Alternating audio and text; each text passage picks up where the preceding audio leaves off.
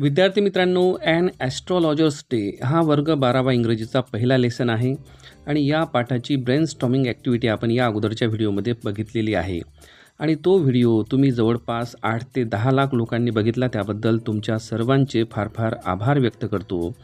आणि विद्यार्थी मित्रांनो, हा जो व्हिडिओ आहे या व्हिडिओमध्ये ॲन ॲस्ट्रॉलॉजर्स डे हा पाठ आपल्याला समजला पाहिजे आणि त्या पाठावर आलेला कोणताही प्रश्न आपल्याला सोडवता आला पाहिजे. त्याच्यासाठी या पाठामधील छोटे छोटे प्रश्न आणि त्याची उत्तरे आपण या व्हिडिओमध्ये घेत आहे. हा व्हिडिओ तुमच्यासाठी फार महत्त्वाचा आहे. हा व्हिडिओ शेवटपर्यंत बघा आणि चॅनलवर नवीन असाल, चॅनलला सबस्क्राईब केलं नसेल तर अवश्य करा. पहिला प्रश्न बघा, give short description of R K Narayan. या पाठाचे लेखक आहे आर के नारायण आणि त्यांचं डिस्क्रिप्शन म्हणजे ते कोण आहेत त्याबद्दल थोडी माहिती आपल्याला विचारलेली आहे. उत्तरामध्ये बघा, R K Narayan was one of the best known novelist among Indian English writers. म्हणजे इंग्लिश रायटर्स जे आहे इंडियामधले त्यांच्यामध्ये एक फेमस व्यक्तिमत्व आहे R K Narayan. He is the author of 14 novels. त्यांनी 14 नॉवेल्स लिहिले. 5 व्हॉल्यूम ऑफ शॉर्ट स्टोरीज, ज्या काही छोट्या छोट्या कथा असतात तर त्याचे 5 व्हॉल्यूम्स त्यांनी लिहिलेले आहे. आणि खूप सारे नंबर ऑफ ट्रॅव्हलॉग्स म्हणजे प्रवास वर्णने सुद्धा त्यांनी लिहिलेली आहे. मालगुडी डेज हे त्यांचं एक फेमस क्रिएशन आहे. त्यांच्या लिखाणामध्ये आपल्याला दया, कंपॅशन, ह्युमॅनिझम, मानवता, विनोद, ह्युमर आणि एनर्जी ऑफ ऑर्डिनरी लाईफ म्हणजे सर्वसाधारण जीवनामधली जी एनर्जी आहे ती आपल्याला त्यांच्या कथांमध्ये दिसून येते, त्यांच्या लिखाणामध्ये दिसून येते. दुसऱ्या प्रश्नामध्ये विचारलेलं आहे की अशा काही वस्तूंची यादी करा जी ॲस्ट्रॉलॉजरकडे होती आणि त्या सर्व वस्तू तो त्याचं प्रोफेशनल इक्विपमेंट्स म्हणून त्याचा तो वापर करत होता. तर त्या वस्तू होत्या कॉवरी शेल्स म्हणजे कवड्या, a square piece of cloth एक चौकोनी आकाराचे कापड, with obscure mystic charts on it, त्यावर काहीतरी असं गूढ आणि ऑब्स्क्युअर अस्पष्ट असं काहीतरी लिहिलेलं, एक नोटबुक आणि बंडल ऑफ पल्मिरा रायटिंग्स. पाम ट्रीचे जे पानं असतात तर त्या पानांचं एक बंडल त्याच्याजवळ होतं. प्रश्न तिसरा, describe the look of an astrologer. Astrologer कसा दिसायचा बघा. Astrologer's forehead was bright with sacred ash. ॲस्ट्रॉलॉजरचं जे डोकं होतं, कपाळ, ते फारच ब्राईट दिसायचं. त्याच्या कपाळावर ॲश म्हणजे राख अशी माखलेली होती, लावलेली होती आणि सोबतच व्हर्मिलियन कुंकू. आणि त्याचे जे डोळे होते ते फारच स्पार्कलिंग वाटत होते आणि त्याचे जे आईज आहे ते फारच शार्प होते आणि त्या डोळ्यांमधून एक ॲबनॉर्मल असं ग्लीम, चमक अशी दिसत होती.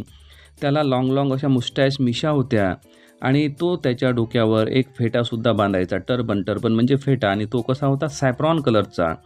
आणि अशा प्रकारे त्याचं जे लूक होतं एकंदर एवढं चांगलं होतं की कोणताही व्यक्ती त्याच्याकडे अट्रॅक्ट व्हायचा, कोणताही म्हणजे कस्टमर ज्याला त्याचं भविष्य बघायचं आहे तो.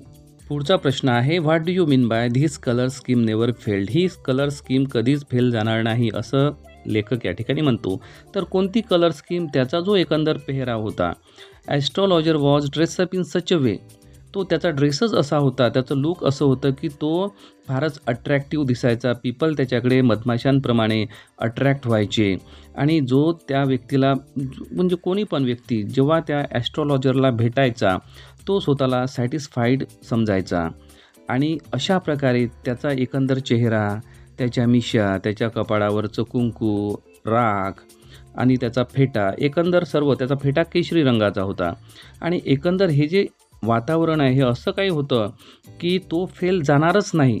लेखक म्हणतो की तो असा दिसायचा की कस्टमरला त्याच्याकडे यावं लागेल म्हणजे यावं लागेलच, म्हणून त्याची जी कलर स्कीम होती ती कधीही फेल जाणार नाही असं या ठिकाणी म्हटलेलं आहे. क्वेश्चन नंबर 5मध्ये आपल्याला तो ज्या ठिकाणी बसायचा त्याचा व्यवसाय करण्यासाठी तर ते प्लेस डिस्क्राईब करायचं आहे. ते ठिकाण कसं होतं बघा. He sat under the tamarind tree. एका चिंचेच्या झाडाखाली तो बसायचा आणि ते जे ठिकाण होतं क्राऊडेड प्लेस होतं. त्या ठिकाणी खूप सारी गर्दी होती आणि याला गर्दी आवश्यक होती आणि लोक त्या ठिकाणाहून टाऊन हॉलकडे जायचे आणि टाऊन हॉलचा जो रोड होता थोडा नॅरो होता आणि खूप सारी गर्दी, फुल ऑफ क्राऊड होती आणि त्या ठिकाणी व्हेरायटी ऑफ ट्रेड्स आणि ऑक्युपेशन्स होते. खूप सारे लोक, खूप सारे वेगवेगळ्या प्रकारचे व्यवसाय त्या ठिकाणी करत होते. तर ॲस्ट्रॉलॉजरने असं ठिकाण निवडलं होतं की त्या ठिकाणी भरपूर सारे लोक त्याला इझिली मिळतील. पुढचा प्रश्न बघा, the town hall path was full of variety of trades, explain how. ज्या ठिकाणी तो बसत होता किंवा जे टाऊन हॉलचा रस्ता होता तो full of variety of trades होता. तर ते ठिकाण कसं होतं हे आपल्याला एक्सप्लेन करायचं आहे. बघा, the place where an astrologer use to sit for his profession was crowded place. ते फारच गर्दीचं ठिकाण होतं. देअर वेअर मेडिसिन सेलर्स, औषध विक्रेते होते. सेलर्स ऑफ स्टोलन हार्डवेअर, काही चोरीचा माल विकणारे लोक होते. आणि सोबतच जंक म्हणजे रद्दी किंवा जे काही भंगार वगैरे आहे ते विकणारे होते. मॅजिशियन, जादूगार होते. काही ऑक्शनियर ऑफ चीप क्लॉथ, स्वस्त कपड्यांचे ऑक्शनियर होते. म्हणजे काही असा स्वस्त माल असतो की तो खूप मोठ्या म्हणजे 100 रुपयाला जसं 4 शर्ट अशा प्रकारचा जो असतो स्वस्त कपडे विकणारे लोक. ऑक्शनियर म्हणजे लिलाव करणारे वगैरे म्हटलेलं आहे. तर स्वस्त कपडे त्या ठिकाणी मिळायचे, कमी पैशाला जास्त कपडे, अशा प्रकारचे व्यवसाय त्या ठिकाणी होते. सोबतच बघा, व्हेंडर्स ऑफ फ्राईड ग्राउंडनट, खारमुरे, तर खारमुरे विकणारे लोकसुद्धा त्या ठिकाणी होते आणि खूप सारे लोक होते अदर्स. तर अशा प्रकारे याचा ॲन्सर आपण लिहू. पुढचा प्रश्न बघा, write down all the fancy names of fried groundnut given by groundnut vendor. बघा, त्या ठिकाणी एक ग्राउंडनट विकणारा होता आणि तो त्याचे जे खारमुरे विकायचा त्याला वेगवेगळ्या नावाने तो हाक मारायचा. तर उत्तर बघा काय आहे. व्हेंडर जो होता तो त्याला हाक मारायचा groundnut by different names like. तो कधी म्हणायचा बॉम्बे आईस्क्रीम, म्हणजे विकायचा आहे त्याला खारमुरे पण तो म्हणायचा बॉम्बे आईस्क्रीम. कधी कधी म्हणायचा तो डेली आल्मंड, दिल्लीचा बदाम. आणि कधी म्हणायचा तो राजाच डेलिकसी, म्हणजे राजाचं रुचकर असं जेवण. तर अशा वेगवेगळ्या नावांनी तो लोकांना आकर्षित करण्यासाठी, व्यवसाय करण्यासाठी ग्राउंडनटला वेगवेगळ्या नावाने तो संबोधायचा. पुढचा प्रश्न आहे, the astrologer transacted his business by the light of a flare which crackled and smoked up above the groundnut heap near by. Explain the above line. या ॲस्ट्रॉलॉजरचा जो बिझनेस होता तो एका व्हेंडरच्या, म्हणजे जो काही ग्राउंडनट व्हेंडर होता ना, त्या ग्राउंडनट व्हेंडरच्या म्हणजे ते खारमुरे भाजण्यासाठी जी आग निघायची, त्या आगेमधून निघणारा जो लाईट होता त्या लाईटवर डिपेंड होता, असं या ठिकाणी म्हटलेलं आहे. तर त्याचं उत्तर असं आहे, the place where the astrologer use to sit was away from the municipal lighting. त्या ठिकाणी नगर परिषदेची लाईटिंग नव्हती. रात्रीला there was little light. The astrologer had to transact his business in the light of flares of near by groundnut vendor which crackled and smoke up groundnut heap. आणि light नसल्यामुळे तो एका व्हेंडरच्या बाजूला बसायचा ज्या ठिकाणी खारमुरे विकल्या जायचे.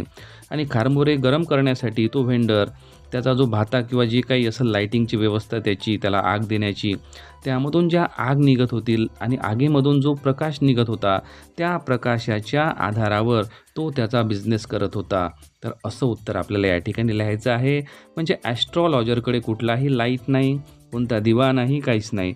तर त्याला मिळणारा उजेड म्हणजे रात्रीची वेळ आहे, रात्रीच्या वेळेची गोष्ट आहे. दिवसा तर त्याला उजेड मिळेलच, परंतु रात्रीला त्याचा बिझनेस हा बाजूच्या व्हेंडरवर डिपेंड आहे. पुढचा प्रश्न आहे, explain the experience of the astrologer when he started his profession as an astrologer. म्हणजे हा जो ज्योतिषी आहे ॲस्ट्रॉलॉजर, तर त्याने जेव्हा त्याचा बिझनेस सुरू केला होता तेव्हा त्याला कसे अनुभव आले सुरुवातीच्या दिवसांमधले. तर बघा ॲन्सरमध्ये, when the astrologer entered in his profession, जेव्हा त्याने त्याच्या प्रोफेशनला सुरुवात केली, ही वॉज न्यू, तो नवीन होता. And as innocent as his customers, आणि तो त्याच्या कस्टमरप्रमाणे इनोसंट होता, त्याला बिलकुल कुठलीही माहिती नव्हती. He knew nothing about stars and his customers, म्हणजे त्याला ताऱ्यांबद्दलही काहीच माहिती नव्हती. मंगळ काय आहे, गुरु काय आहे, शुक्र काय आहे, हे याच्याबद्दल काहीही माहिती नव्हती. आणि त्याच्या कस्टमरबद्दलसुद्धा त्याला कुठलीही माहिती नव्हती. प्रश्न क्रमांक 10, which things according to the astrologer please and astonish his customer. या ॲस्ट्रॉलॉजरच्या मतानुसार अशी कुठली गोष्ट आहे की ती त्याच्या कस्टमरला खुश करत होती, प्लीज करत होती आणि आश्चर्यचकित करत होती, ॲस्टॉनिश करत होती. तर अशी कुठली गोष्ट आहे. तर बघा, हा जो ॲस्ट्रॉलॉजर होता हा फार हुशार होता आणि तो त्याच्या कस्टमरला खूप खुश करायचा, चकित करायचा. हे कशामुळं झालं. An astrologer says when he was new, he could not understand the things which will please his customer. म्हणजे सुरुवातीला त्याला काही माहीत नव्हतं की कस्टमरला कसं खुश करायचं.